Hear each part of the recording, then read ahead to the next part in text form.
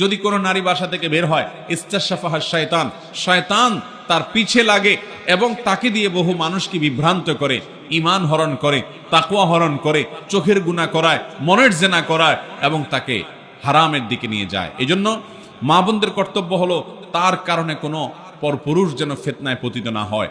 এবং এই জন্য নবী করিম সাল্লাল্লাহু আলাইহি সাল্লাম বলেছেন, কোন নারী যদি সুগন্ধি ব্যবহার করে এবং সুগন্ধি ব্যবহার করে যদি বের হয়, উদ্দেশ্যই হলো যে তার এই সুগন্ধি তিনি যখন রাস্তা চলাফেরা করবেন, আশেপাশে মানুষের নাকে যাবে, পুরুষদের দৃষ্টি আকৃষ্ট হবে, তারা তার দিকে আকৃষ্ট হবে, তাকে নিয়ে কল্পনা জল্পনা করবে।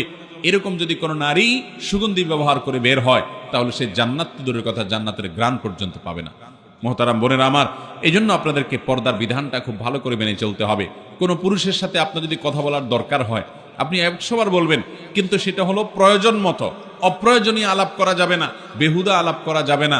কেমন আছেন, কি খাইছেন, অপ্রয়োজনীয় কথা বলবেন না।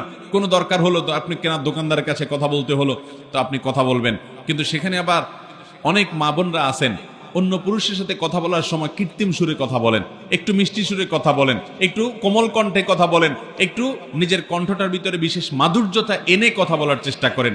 কোরআনে কারিমে আল্লাহ রাব্বুল আলামিন স্পষ্ট নিষেধ করেছেন যে তোমরা যখন পরপুরুষের সাথে কথা বলার দরকার হবে, কোনো প্রয়োজনে তোমরা কথা বলবে, ফালা তাখদা'না বিল কওল, তখন তোমরা কথাকে কোমল করে বলবে না, কথার ভিতরে কোমলতা সৃষ্টি করবে না, বরং স্বাভাবিকভাবে কথা বলবে। ওয়াকুলনা কাওলাম মারুফা, স্বাভাবিক কথা বলতে হবে।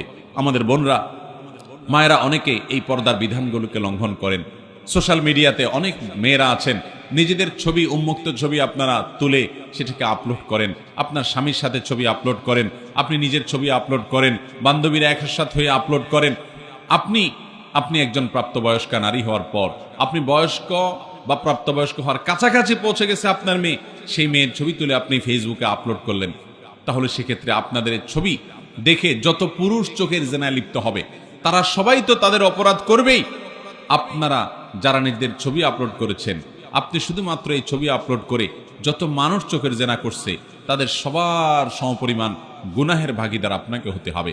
ঠিক একইভাবে দেখা যাবে এই ছবি আপনি আপলোড করার পর আপনার এখান থেকে কতজন কপি করে নিয়ে গেছে, কত বাজে বাজে জায়গায় ব্যবহার করেছে, কত পুরুষরা সেটা দেখছে, কতজন এটা দেখে আপনাকে নিয়ে মনে মনে জেনা করছে, এর সবগুলোর পাপের ভাগীদার কিন্তু আপনাকে হতে হবে। একজন নারী, মুসলিম নারী, তার সম্ভ্রম, তার ইজ্জত অনেক দামি। তিনি চিন্তা করবেন আমাকে নিয়ে কেউ বাজে চিন্তা করতে পারে, এমন কোন জায়গায় আমি নিজেকে উপস্থাপন করব না। আপনি যখন আপনার ছবিকে ফেসবুকে ছেড়ে দিবেন, টুইটারে ছেড়ে দিবেন, অনেক বোনরা আছেন যে আজকাল দেখা যায় টিকটকে নিজেদের ভিডিও ছেড়ে দেন, ফেসবুকে নিজেদের ভিডিও ছবি ছেড়ে দেন, নিজেদের